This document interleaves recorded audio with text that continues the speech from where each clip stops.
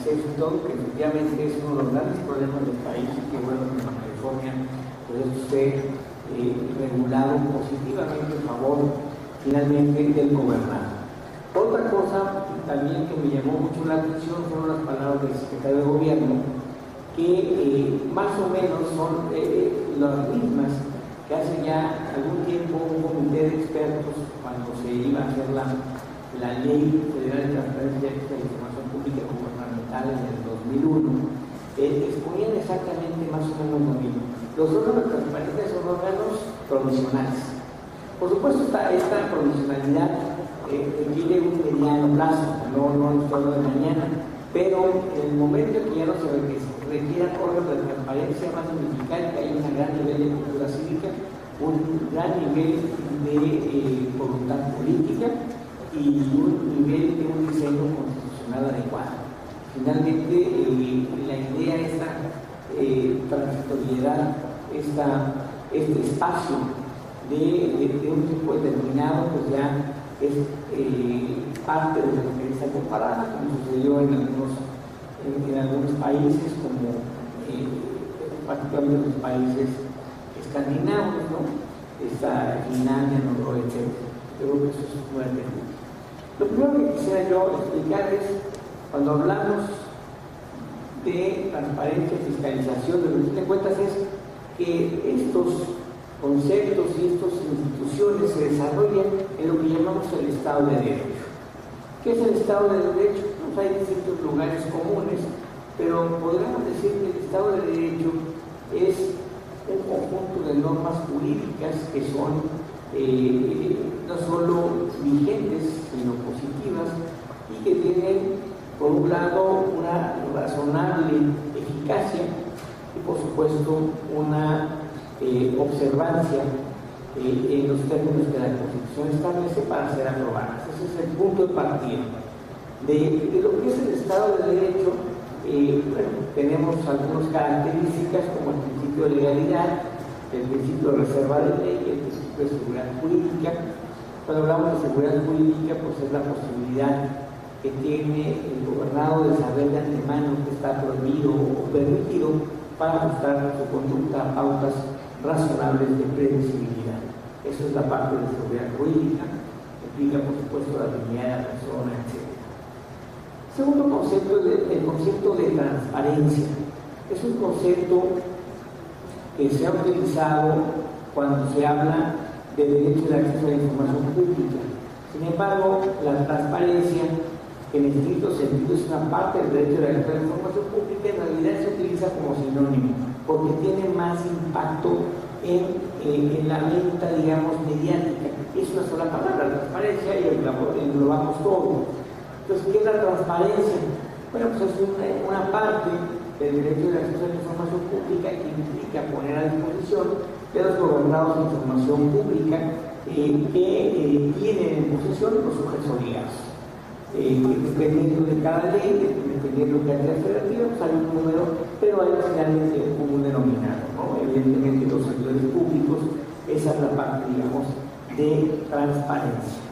Esta transparencia, bueno, ya lo hemos visto que la transparencia sirve para muchísimas cosas, y más de las que uno se puede imaginar.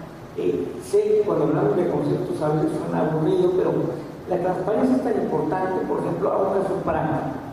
Si ustedes, todos seguramente han tenido que ver, o si no, sus hermanos, sus padres, sus hijos, con médicos, han tenido que ver con abogados, han tenido que ver con arquitectos.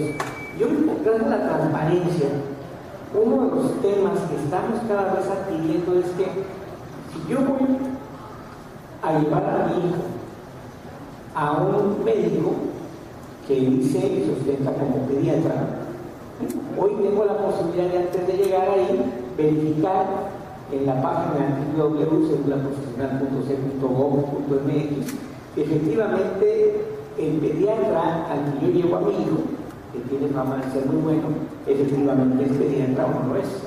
Y si tiene su cédula profesional de médico y la cédula profesional de especialidad. Imagínense si lo más importante nosotros, nuestra familia, nuestra esposa, nuestra mamá, Entonces esto ya tenemos cómo la transparencia nos da conocimiento para decidir si vamos con esa persona que presumimos y que se conoce que es un médico, pero no, o antes no podíamos usar la información y saber si tenía la certificación adecuada.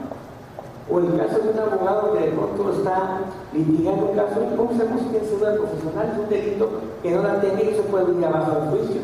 ¿O qué pasa con un arquitecto si vamos a construir un edificio de 4 pisos y resulta que no es arquitecto? Bueno, pues entonces todo este tipo de cosas impactan, ¿eh? Son cuestiones que impactan en la sociedad y en el día a día en todos los ciudadanos. Un ejemplo. Segundo ejemplo. En el estado de Baja California, y paradójicamente, o más bien no paradójicamente, pero coincidentemente, en el sur del país, estoy hablando de Yucatán, fueron precisamente los empresarios los que generaron el impulso para que se creara la transparencia. En un primer momento, en el año 2000-2001, que yo participé en la confección de la Ley de Transparencia y acceso a la información pública gubernamental, la percepción era de que era una ley para los periodistas. Evidentemente que esto es falso, una ley para todos, porque es un derecho humano fundamental, pero ¿por qué los empresarios de Baja California y los empresarios del otro lado de Yucatán estaban motivados en una ley de transparencia? Uno diría, ¿cuál ley? O sea, no estaba, digamos, en los cánones habituales. Eran primero los periodistas, aparentemente, académicos, organizaciones de la sociedad civil y todo. Entonces, ¿por qué los empresarios? Bueno, pues resulta que el interés de los empresarios llegan de pronto apoyos a las pequeñas y medianas empresas, las famosas pymes, pero de pronto en aquella época, o estoy hablando hace ya 10 años, no se sabía cuándo llegaban, a quién se otorgaban y cómo se otorgaban. Entonces ahí tenían una cuestión pragmática que querían saber, y porque son recursos públicos tenían derecho a saber. Y dijeron, bueno, si el camino es la transparencia, bienvenida a la transparencia como instrumento para poder hacer inversiones, para poder hacer negocios, y que finalmente los estímulos que se hagan sean finalmente públicos, y al hacerlos públicos vamos a ver que no haya favoritismos. Que no haya, por ejemplo, como sucede hoy en algunos estados, donde hay una pugna por quien atrae más inversionistas. Generalmente se dan estímulos fiscales. ¿Quién da más estímulos fiscales o no? Bueno, hay varios casos. El caso, por ejemplo, de Guanajuato, cuando se le preguntaron los estímulos fiscales, generó un decreto del gobernador diciendo que era una cuestión de seguridad, lo cual evidentemente es absurdo, o sea, tienes que tenerlo, es información pública. Pero, entonces, este tipo de cosas, como ustedes ven, la transparencia nos sirve a todos, empresarios, estudiantes, periodistas, abogados. Bueno, como un abogado es fundamental. Si yo estoy litigando, pues yo como abogado, lo primero que voy a ver es si el juez tiene seguridad profesional, puede que no la tenga, y en ese Q1, y en ese caso inicio una queja contra el juez y puedo tener una segunda posibilidad de poder reiniciar y reconducir un proceso legal. ¿Sí? En todas las cosas que nosotros vemos está la transparencia, hasta cuestiones también tan sencillas. Otra preocupación de la mayoría de la gente es ¿a dónde inscribo a mis hijos? ¿A qué escuela pública? Cuando estoy hablando de la mayoría de la población, claro, en el caso de los empresarios, pero en el colegio Perengán, pero me refiero a la comunidad en general. ¿Cómo saber cuáles son los criterios que había antes? Es decir, antes del 2002. Los criterios eran intuitivos, empíricos, y la calidad de conocimiento era muy debatible. Y lo que se hacía, y quizás todavía se haga, es ¿a dónde escribo a mi hijo? Y entonces yo consulto a mi comadre, a mi compadre, a mis vecinos. Me dicen, oye, fíjate que la escuela A es muy buena porque el maestro está excelente, y entonces son datos subjetivos, y esta información es la que antes generaba los insumos para tomar una decisión. Hoy podemos saber, con la transparencia, es cuánto tiene de presupuesto su escuela, cómo fue evaluada esa escuela, qué espacio físico tiene esa escuela, si ha habido sanciones contra los profesores, y esta información mucho más objetiva, mucho más clara, nos va a permitir hacer una decisión responsable. Entonces, por donde ustedes imaginen, la transparencia está presente. Pero la transparencia no es suficiente como un mecanismo de garantía para las mejores prácticas en materia del ejercicio de gobierno. Junto con la transparencia lo que hace es exhibir y sirve mucho para los ciudadanos, pero para una cuestión gubernamental, la transparencia, si no va acompañada de fiscalización y de rendición de cuentas, se convierte en una apariencia. Porque de pronto, en experiencias que he tenido con los metros, en algunos casos dicen, ok, sí, tú hiciste dinero y que ya volvemos de la transparencia al civismo, y que pues, no pasa nada, y como en México no hay todavía una civilidad, no hay una sanción social, que se podría ver en los países escandinavos, en Inglaterra y todo, pero en México no tenemos de pronto mecanismos para sancionar. Entonces tenemos que acompañarla con la fiscalización. ¿Qué es lo que hace la fiscalización? Pues hacer la revisión, el control de las acciones del Estado, sujeta a mecanismos para que sea controlado, para que sea escrutinado, para que sea vigilado paso a paso. Y podemos decir que a menor capacidad de fiscalización, también menores posibilidades de que exista rendición de cuentas. Esto es también muy importante. Cuando hablamos de rendición de cuentas siempre ha sido un problema porque rendición de cuentas que es una traducción más o menos afortunada o desafortunada sobre lo que en inglés llaman accountability y que tiene distintos vocablos de expresión. Por ejemplo, en el Reino Unido la rendición de cuentas significa es el acto a través de los cuales los titulares de cargos públicos son responsables de sus decisiones y acciones al público y deben someterse a cualquier control adecuado de su dependencia. Es decir, es someter al control de los gobernados para el cumplimiento adecuado de sus funciones. En ese sentido, pues, la rendición de cuentas pues, viene a ser la otra pata, digamos así, de la silla de este sistema que busca combatir la corrupción. Entonces tenemos que tener por un lado la silla de transparencia, una parte de fiscalización, una parte de rendición de cuentas y una parte también de lo que se refiere a elementos básicos de la transparencia, como son los archivos públicos. En archivos públicos no hay transparencia. Entonces esto es fundamental también tenerlo en cuenta. Estos, digamos, son las principales bases de lo que es el ejercicio de la transparencia. En nuestro país, este proceso es relativamente nuevo, es una disciplina novel, una disciplina nueva, lo tuvimos a partir del 2001, se aprueba en el 2002 la primera ley federal, sin embargo ya había algunas leyes poco afortunadas como la de Jalisco, y unos meses antes se aprobó la ley de Sinaloa, que ha ido teniendo algunas modificaciones en este sentido. Hoy, después ya prácticamente de 10 años, la transparencia ha ido teniendo una evolución desde el punto de vista del diseño institucional. Hubo primero la aprobación en el 2002 de la Ley de Transparencia, posteriormente hubo una reforma constitucional en el 2007, donde se buscó homologar razonablemente, porque cada entidad tenía pues criterios distintos de transparencia y había una transparencia diferenciada, según se tratara de un Estado o de otro. Entonces en el 2007 pues se sientan esas bases para que hubiera un punto mínimo de común denominador de garantía del derecho. Este derecho a saber es un derecho humano, según lo expresa el Poder Reformador de la Constitución, a fines de noviembre del 2011. Hoy, del 2007 al 2012, 5 años después, el presidente electo, Enrique Peña Nieto, establece, y me parece positivo que establezca en la agenda, 3 iniciativas preferentes o básicas de su tónica de gobierno.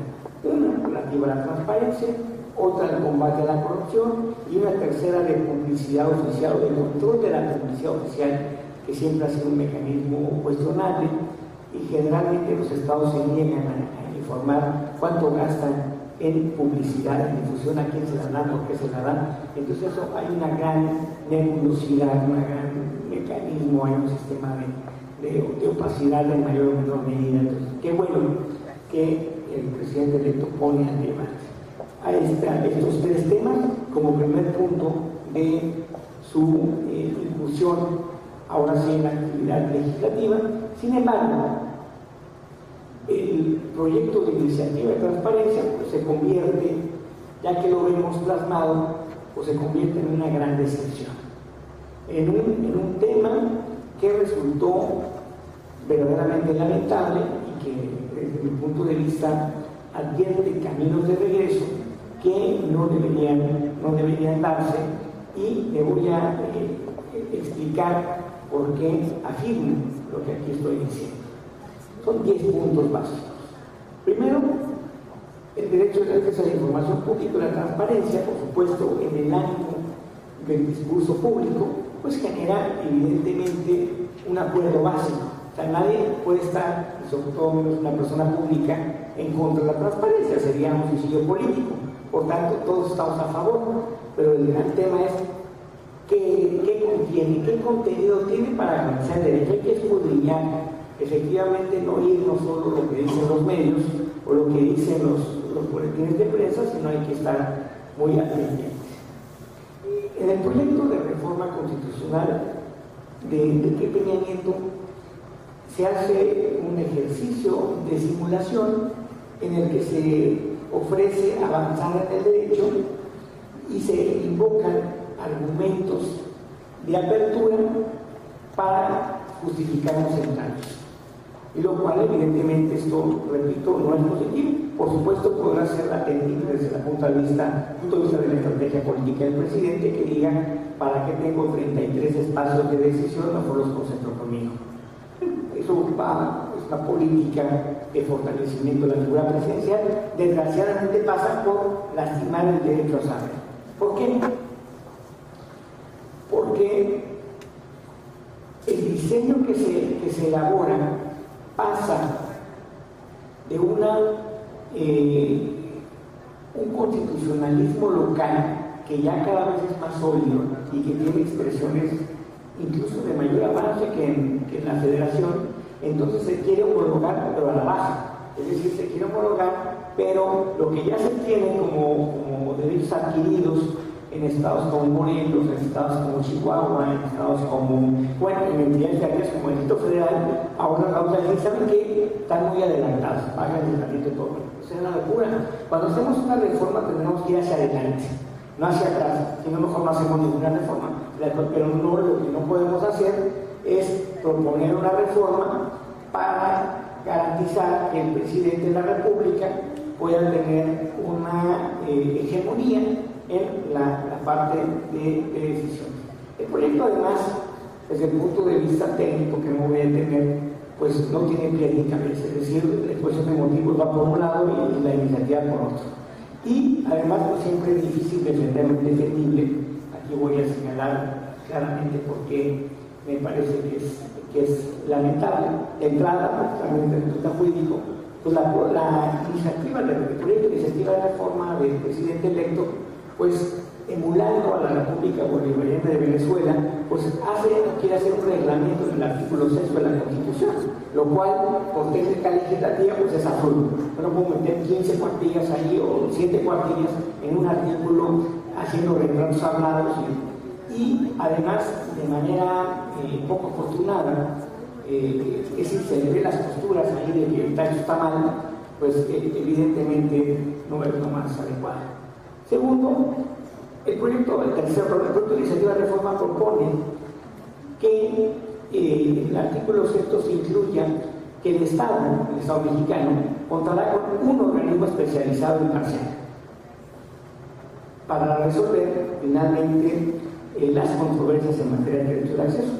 ¿Y dónde quedan los otros 32 organismos de las entidades federativas? Algunos más del 30% que tienen autonomía condicional local. Entonces, en un Estado federal como el nuestro, no podemos de un plumazo borrar todo el condicionalismo local y desaparecer las características que tiene la propia dinámica de cada Estado. O sea, lo que tendremos que hacer es combinar la parte federal con la parte de las entidades federativas que responden cada uno a circunstancias políticas, históricas, concretas, y que no podemos homogeneizar a la baja de un plumazo, quitarlos, porque ahora ya todo va a depender del presidente de la República. No me voy a detener en la parte de cuestiones técnicas. En el cuarto punto, como no hay elementos para procesar por qué se pasa de 33 áreas de decisión a una sola, es decir, el Ejecutivo no supo procesarlo, no se puede explicar con su parlamentario, bueno, simplemente se lo saltan. Y esto es un grave lamentable, un caso de regresivo lamentable. Quinto, el citado proyecto propone que el organismo garante tiene competencia para conocer los asuntos relacionados con el acceso a la información pública y la protección de datos de todos los poderes de la Unión, de las entidades federativas y de los municipios. Pero se trata de, en este caso, el órgano garante que se viene a hacer el IFAI, de un órgano garante de carácter administrativo. Imagínense qué grado de concentración de poder en el presidente de la República. ¿Por qué el presidente de la República? Porque él es el que va a decidir los nombramientos de los comisionados, y entonces esto significa un control mayor en perjuicio de los estados. Y fíjense cómo además se proponen 7, dice, con una visión cortoplacista, dice, los comisionados van a ser 7. ¿Por qué no 6 o 5? Porque hoy en día la correlación de fuerzas en el IFAI permite que si se crean, o si se aprueban todos los comisionados más, tendrían una mayoría de 4 contra 3. 3, digamos, cercanos al Partido Acción Nacional, y 4, digamos, priistas claramente, donde había un manejo muy puntual. Entonces esto pues, me parece que es grave que se toque la Constitución para satisfacer una política personal de un gobernante, que haya un control político y un control público. Y lo peor del caso es que no se justifica por qué vamos a pasar de 33 áreas de decisión a una sola. Generalmente pasamos de A, pasamos a B, vamos a enriquecer, pero aquí exactamente lo que se propone es pasar en los mismos términos, exactamente igual. Entonces no hay en la exposición de motivos de por qué es mejor uno que 33, y además de que digamos, lastimas el principio de federalismo que se supone está en la propia Constitución. En el sexto, lo grave del asunto es que se propone eliminar el principio de definitividad. Hoy, por ejemplo, aquí en Baja California hay un principio de definitividad de las resoluciones del órgano garante para los sujetos obligados. Por supuesto, queda salvo el amparo para el particular. Con esto se reduciría esa posibilidad. ¿Por qué? Porque establece en este digamos, discurso cantinflesco del priismo, en un discurso, en la primera parte se mantiene la definitividad, y en el segundo artículo, salvo que, y ahí vienen las excepciones, y como ustedes saben, en México la excepción se convierte en la regla, y esto pues es verdaderamente lamentable. Esto me parece que es, y aparte se establece otra vez conceptos jurídicos indeterminados como seguridad nacional, alta probabilidad.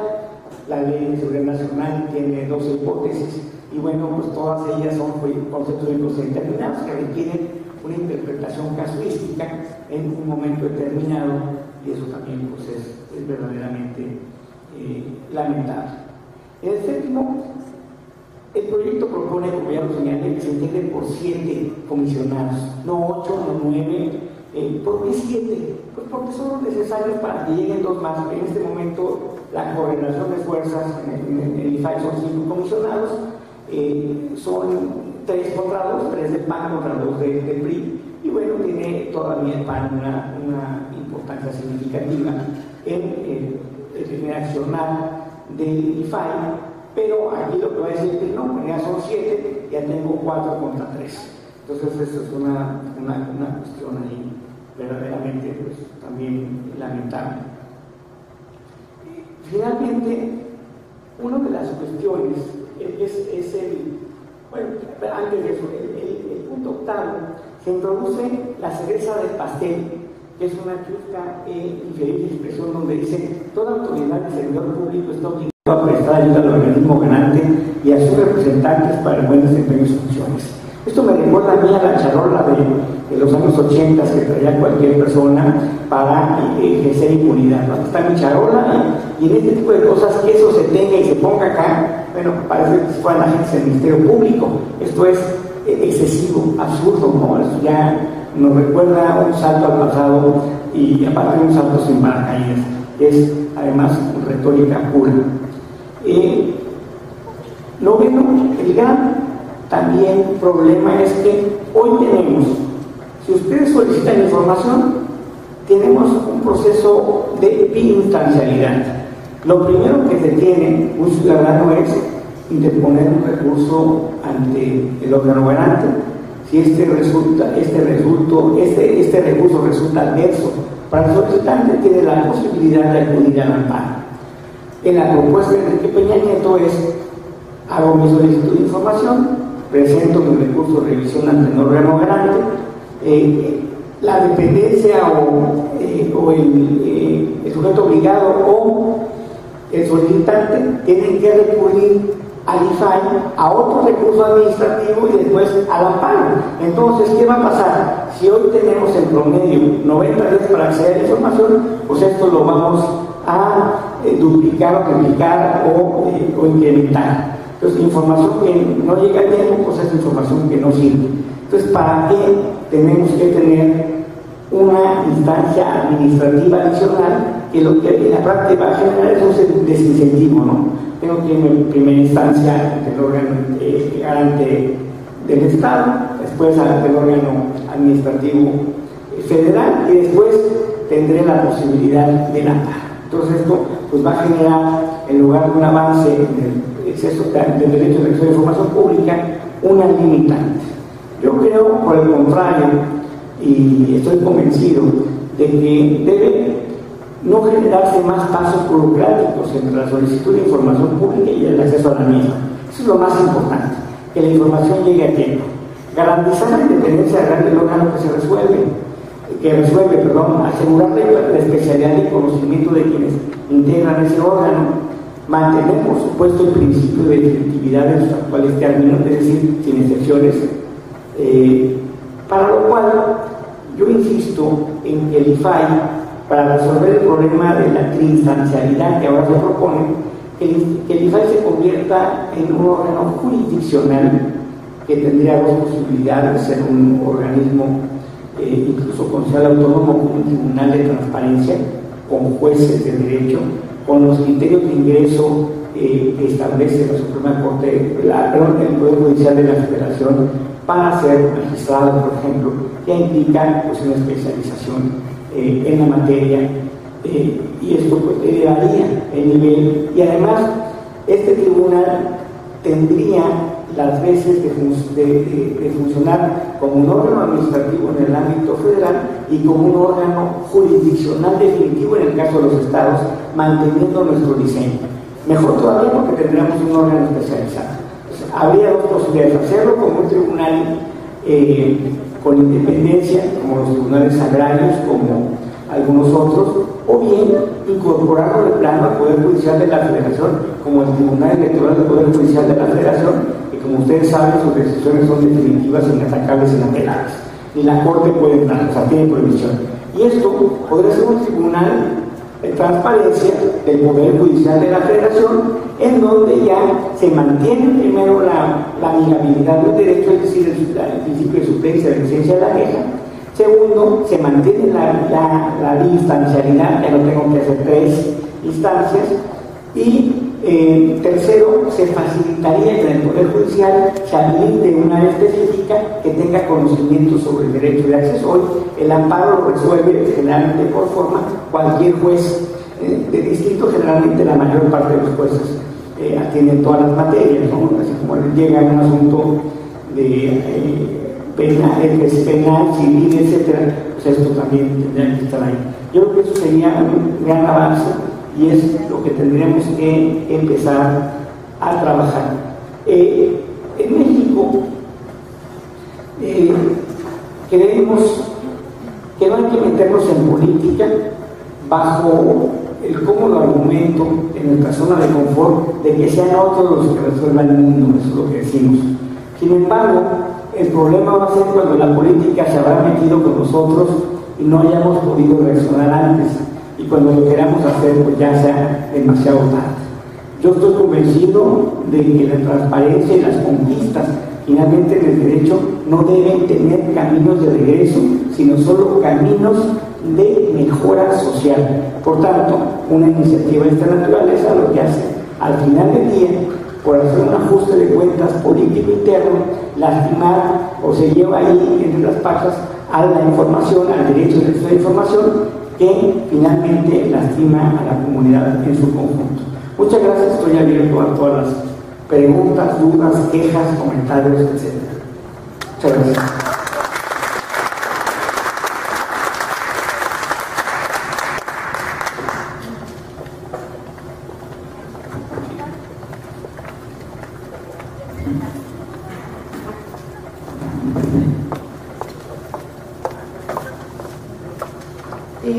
Villanueva, gracias por su exposición.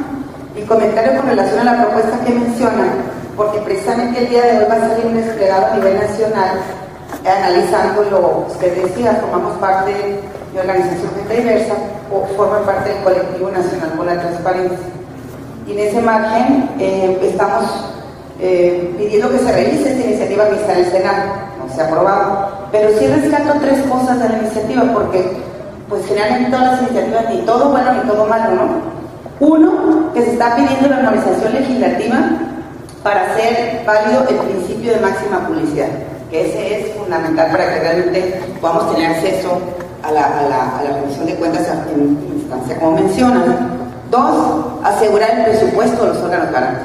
Estos 3 pesos que decía el licenciado Alcalá, pues tienen que ser más. Y también los institutos tienen que rendir cuenta, ¿no? Y, por supuesto, la paridad de género en la conformación de los consejos ciudadanos. La sociedad está conformada 50% y 50%, y la iniciativa dice que por ley los consejos ciudadanos de los órganos grandes tienen que estar conformados en paridad de género. ¿Alguna otra cosa que tú rescatarías de esta iniciativa? Bueno, yo creo que esto que tú señalas, yo estoy completamente de acuerdo.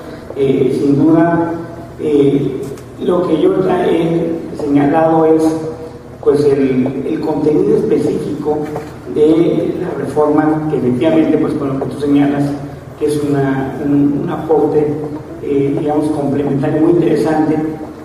Yo creo que eso sería lo más significativo, pero sí creo que debe ser motivo de discusión pública.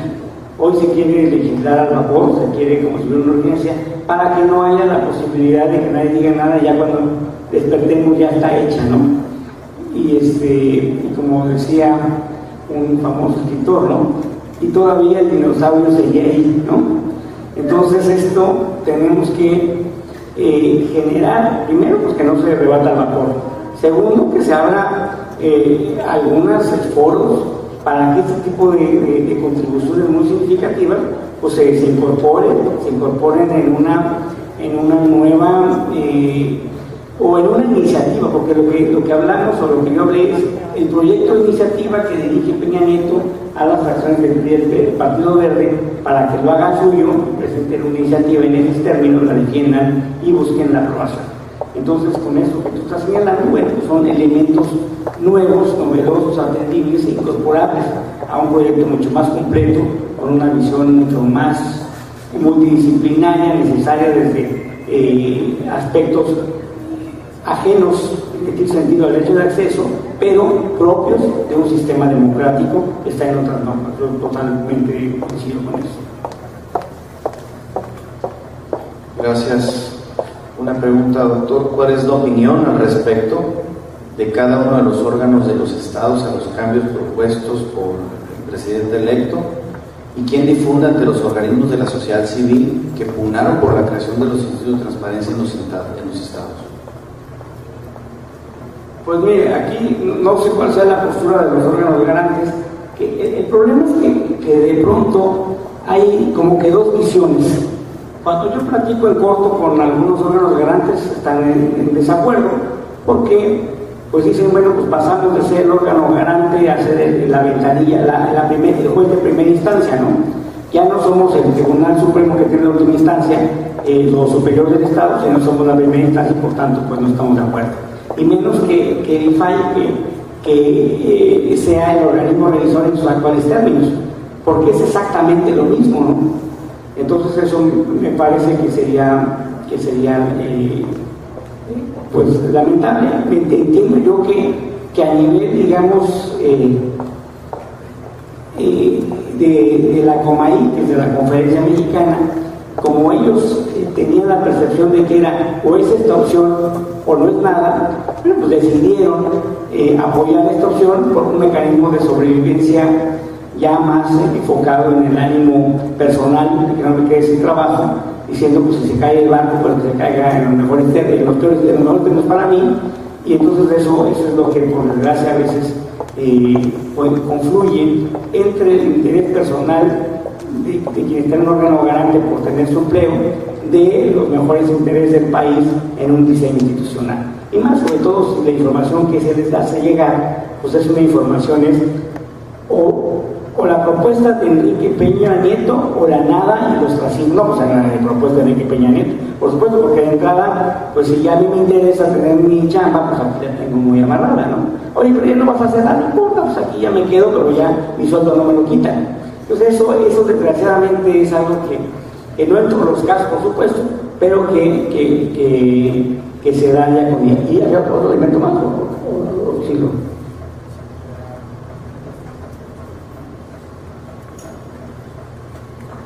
No, pues nadie, porque lo que se ha hecho es que conseguir el proyecto fue primero un relajo. El proyecto de iniciativa estaba muy, digamos, resguardado. Finalmente se hizo público por 2 vías, por el grupo político, análisis político del grupo editorial Expansión, fue el que lo reveló a la opinión pública y es a través del cual hemos podido estudiar.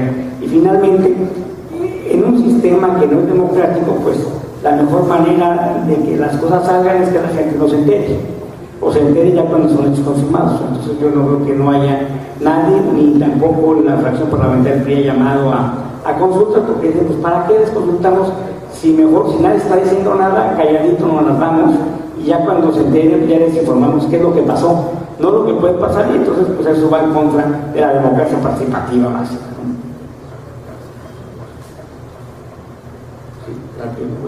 ¿Sí?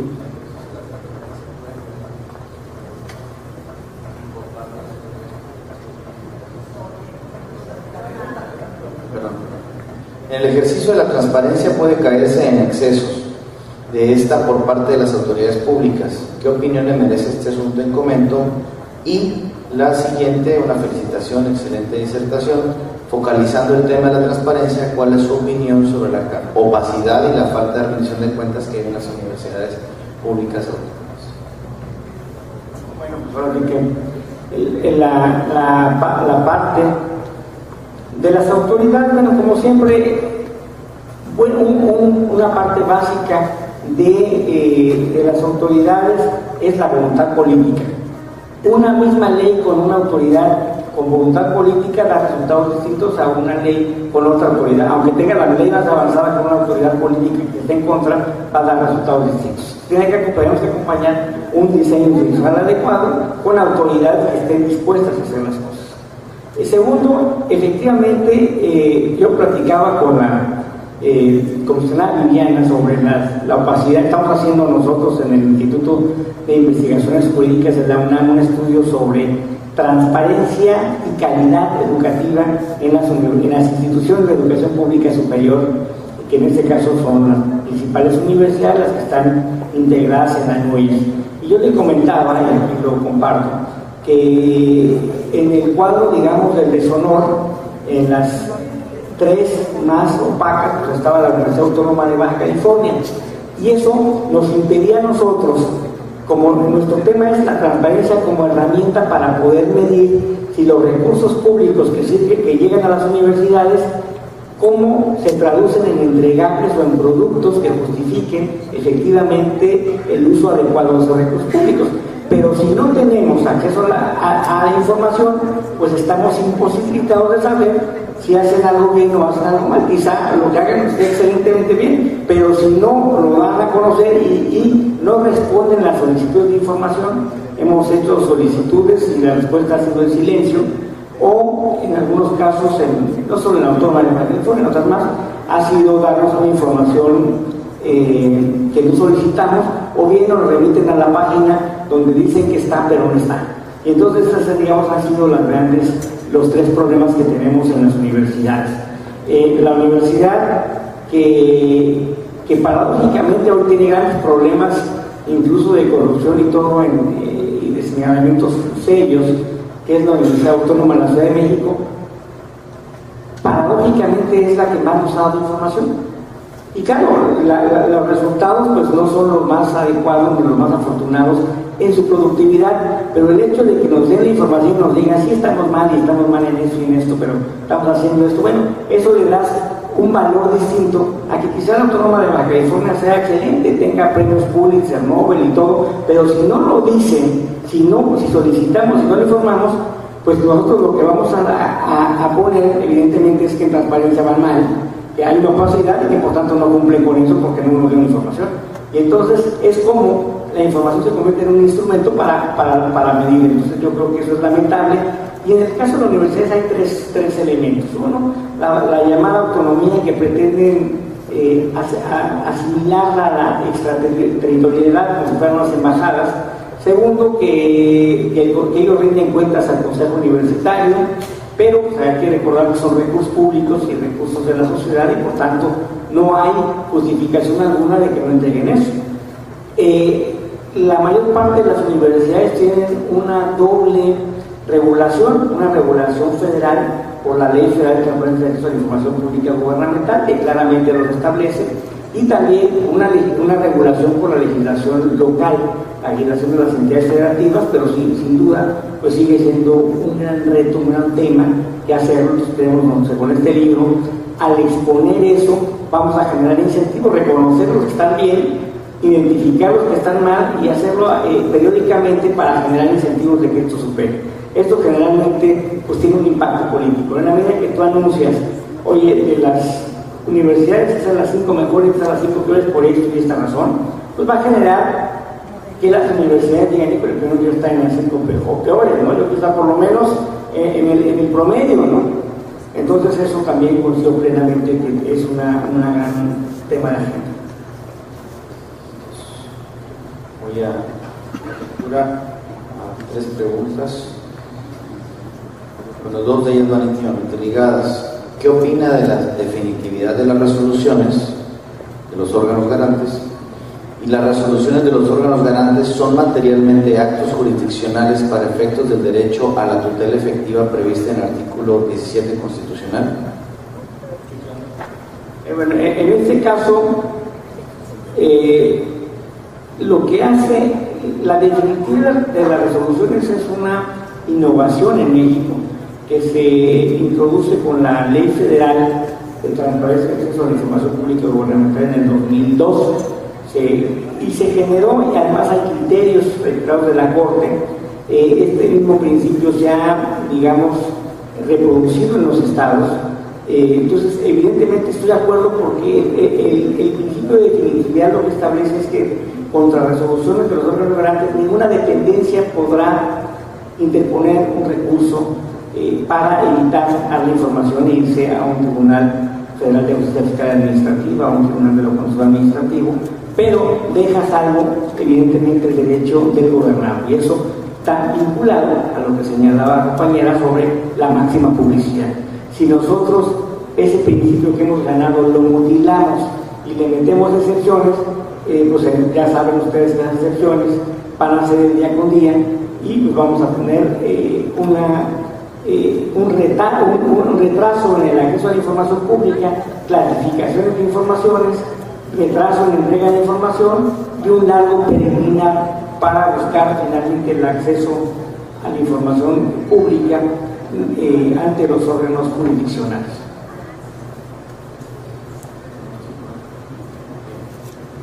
En el marco de la desafortunada reforma laboral, ¿qué nos puede comentar acerca de los mecanismos que prevé en materia de transparencia, fiscalización y rendición de cuentas de los sindicatos? Los felicitan por su excelente exposición. ¿Qué pueden hacer los órganos garantes para eliminar la impunidad que provoca la corrupción?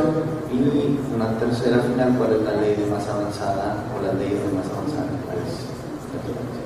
Pero sobre la transparencia sindical, como ustedes saben, el día de ayer, después de una serie de emplazos, por decirlo de alguna manera, de distintos sectores de la comunidad, al presidente electo Peña Nieto dijo que estaba a favor, pero en el marco de la autonomía de los sindicatos. Entonces yo dije, es que sí, pero no, y todo lo contrario. Cantinflas presentándose como que estoy de acuerdo, pero estoy en contra, y al final ni lo uno ni lo otro. O sea, ustedes interpreten, ¿no? Esto, la verdad, es lamentable. Yo ahí coincido con la iniciativa, yo por supuesto soy partidista, coincido con la iniciativa del PAN, de la transparencia sindical, que es uno de los grandes problemas que tenemos en todas a lo largo y ancho del país. En la parte de educación, bueno, ustedes sabrán, y todos sabemos cómo pues las plazas ahí de pronto, casos que se han visto, ¿no? En una escuela hay 40 profesores en nómina, pero de esos solo hay 4 y hoy ni siquiera sabemos si están acá, ¿no?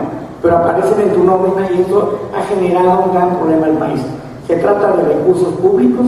Los sindicatos además tienen una fuerza muy importante para que los agremiados tengan o se conviertan en rehenes de las dirigencias sindicales, sobre pretexto, si de no ser así, pues son, digamos, marginados hasta llegar a perder y se pone frente a una aplanadora. Entonces, la única manera de poderlo resolver, es incluir la transparencia sindical por ley, porque tampoco vamos a apelar a que los agremiados, las minorías, pues sean golpeadas físicamente y todo, bueno, están ocultos. Yo creo que la transparencia sindical es fundamental. Tenemos el caso de Pepe, casos razonables tenemos en todas partes. Comisión Federal de Electricidad, Sindicato de Petroleros de la Revolución Mexicana, tenemos sobre todo el más importante, el Sindicato Nacional de Trabajadores de la Educación, pero por todas partes tenemos problemas, por tanto eso es imprescindible, la realidad nos lo está exigiendo y tenemos que llegar a eso. La segunda, perdón. Bueno, aquí es importante, los órganos garantes, en este caso, lo que hacen es finalmente resolver si una información es pública o no lo es, y en la medida en que resuelven una información pública, en una democracia esto bastaría para que efectivamente se pudiera exhibir algo y generara una reacción por parte de los gobernantes. Comparto una pequeña anécdota rápida de cómo estamos en México y cómo estamos, por ejemplo, cómo podría estar en Suecia. En México, hace algunos años, en Tlaxcala, por una solicitud de información, se advirtió que el informe del Consejo de la Judicatura del Estado y del Poder Judicial del Estado entregó para justificar sus gastos $1.000.000 por concepto de ropa femenina. Esa ropa femenina pues era, digamos, de una persona cercana al presidente del tribunal. Se cumplió con justificar el gasto, sí, pero evidentemente el sentido del gasto era absurdo, porque evidentemente no está destinado para eso. Y además incluyó también el pago de jugadores de fútbol para mantenerlo, porque le gustaba mucho al presidente del tribunal, del Poder Tribunal. Y entonces, si a la gente le gusta, pues vamos a apoyarlos. Aquí lo tenía uno como director, o sea, con las plazas me refiero, ¿no? Y los estamos apoyando. Evidentemente, se justificaba porque existía la gente y todo, pero no se justificaba porque no tenía el propósito ni el sentido. En una democracia estas personas pues hubieran salido. La transparencia lo que es exhibir y lograr que con todavía nuestro proceso de desarrollo en materia de educación cívica, de cultura cívica, pues fueran sancionados moralmente, pero los órganos garantes no tienen atribuciones de ir más allá, en el mejor de los casos, dar vista al órgano interno de control y ahí se queda, porque precisamente la transparencia también requiere de otros temas, ¿no? Requiere que esté vinculado los órganos garantes con el órgano superior de fiscalización, con un diseño distinto, y esto es parte de ese engranaje, que es lo que yo señalé. Otro caso muy distinto, la otra cara de la moneda, es en el caso de Suecia, en el caso denominado el Toblerone Gate. El Toblerone Gate resulta de que la responsable, digamos la canciller, o en este caso le llaman canciller a la representante o a la vocera del Parlamento, del partido mayoritario, se le ocurrió con su tarjeta de crédito corporativa comprar, me parece que 34 o 40 dólares de chocolates Toblerone para agradecer, otorgar ahí una visita de cortesía, se les dio, porque el Toblerone, el chocolate es muy de allá. Bueno, esto fue motivo para que se generara un gran descontento social, porque había utilizado una tarjeta corporativa para fines no previstos, porque en Suecia no están como en México, pues aquí uno puede gastar cualquier persona, allá no, y esto generó, ustedes llaman 34 dólares, no, pero el tema allá de ellos generó primeras planas, primera 8 columnas. Lastima la canciller, la confianza popular. Bueno, no duró un mes, tuvo que renunciar, hizo un libro para pedir disculpas, tardó 10 años en recomponer y que la sociedad lo perdiera, fue tema en la televisión, todo, cómo ves, no, pero lo importante es la confianza pública, cómo se atreve, es la corrupción. Bueno, eso en México no hubiera pasado absolutamente nada. Aquí yo creo que se moriría de risa a un reportero si yo le dijera, oye, aquí el órgano garante gastó 10 pesos de más en una comida porque le dio propina, ¿no? Entonces vemos que dos visiones del mismo caso en un país en proceso de desarrollo como el nuestro y en una democracia consolidada. De las leyes, bueno, de las leyes, a mí me parece que desde el punto de vista de protección constitucional local, pues la ley de Morelos está muy bien armada porque tiene dos elementos básicos del órgano. Tienen la parte de ser el órgano garante de información, la parte de archivos y la parte de estadística. Entonces esto le da mayores elementos. La parte de lo que es el INEGI local sería también ellos, entonces lo integraron. Tienen además, que es un tema que no está en todas partes, la obligación constitucional de vigilar que los servidores públicos presenten de manera rutinaria la declaración patrimonial de todos los servidores públicos. Eso ya es un elemento que queda ahí y por tanto me parece que hubo las condiciones políticas en ese estado en su momento para hacerlo, ¿no?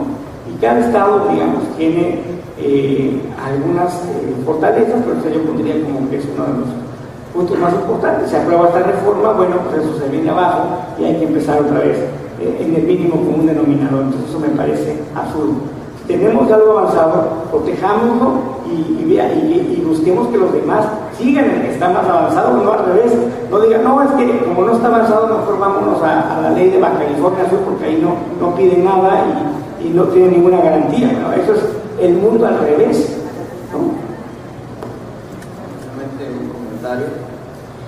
Es un derecho humano de la tercera generación tener acceso a la información, ya reglamentada con la reforma del 6 de junio de 2011.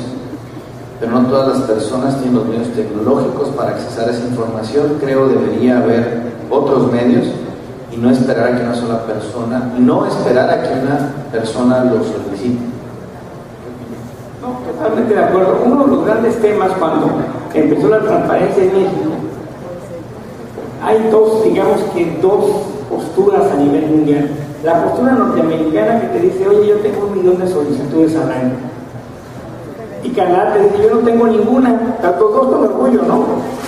Dice Estados Unidos, sí, porque aquí mi sociedad es bien participativa y me pide mucha información. Tenemos 1 millón, 1,5 millones al año.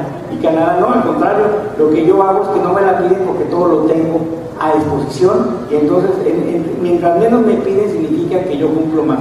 Yo por definición pongo, pues ustedes ven, en el caso de Canadá, lo puse en mi blog, la nómina de la policía. Y lo pongo la nómina de la policía porque aquí, bueno, si no tenemos la nómina de los profesores de educación en la SEP, imagínense menos la nómina con prestaciones del secretario, del subsecretario, de los cuerpos de seguridad, todo, no los tenemos desglosados con nombre y apellido.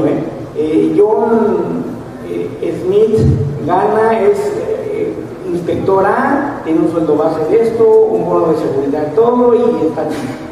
Esto en México sería inconcebible, pero allá en cambio, entonces eso es lo que genera, y en la medida en que mayor información tengamos a disposición, pues vamos a tener una menor demanda de solicitudes de información. Se cumple con la transparencia en los dos sistemas, y a mí me parece que en México sería ideal que se buscara el modelo canadiense, pero bueno, estamos en ese proceso, y la verdad que lo que hicimos en México fue adoptar un sistema mixto. Tenemos información pública de oficio con unos elementos que se considera que pueden ser los más básicos o los más atractivos desde el punto de vista del interés público, y por otro lado se deja la parte a salvo de la solicitud a petición de parte.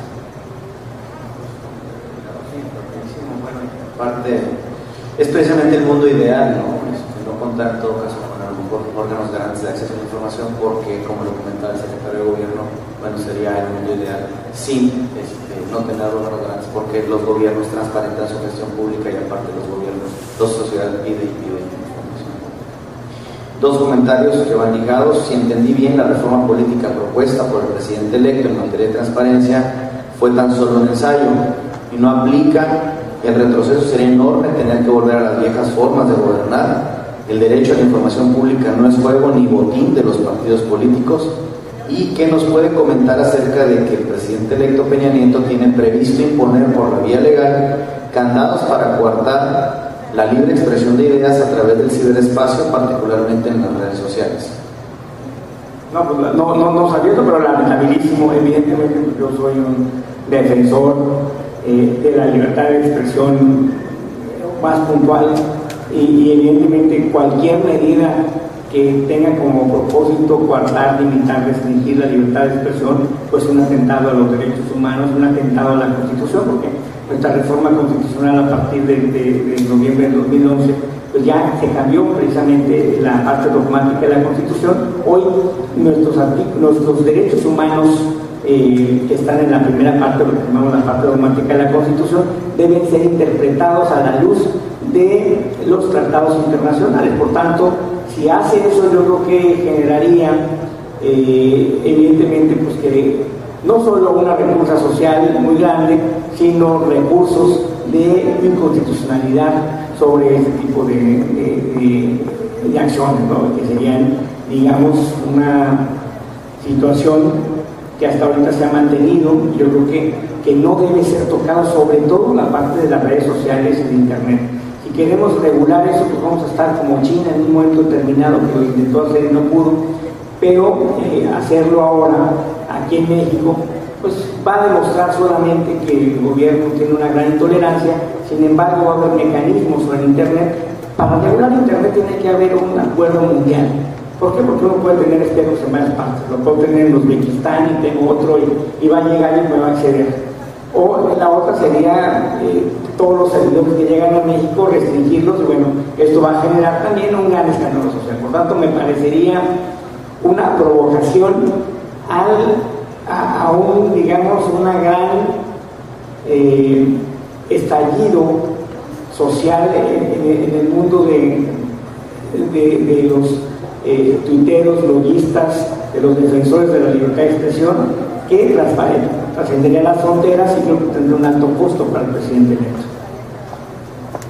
Perfecto. Bueno, como anterior, damos por concluida esta excelente disertación a cargo de muchísimas gracias por compartir con el pueblo californiano estos conocimientos.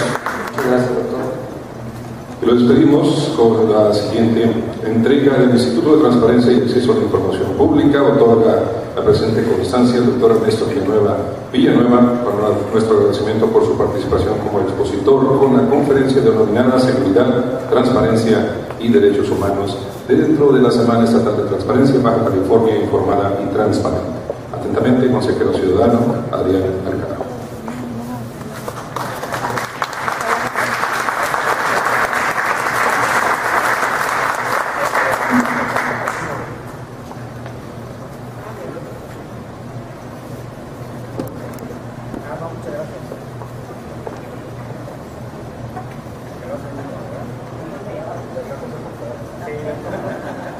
Con nuestro agradecimiento, muchas gracias. Les invitamos a continuar con nosotros en 15 minutos más. Continuamos.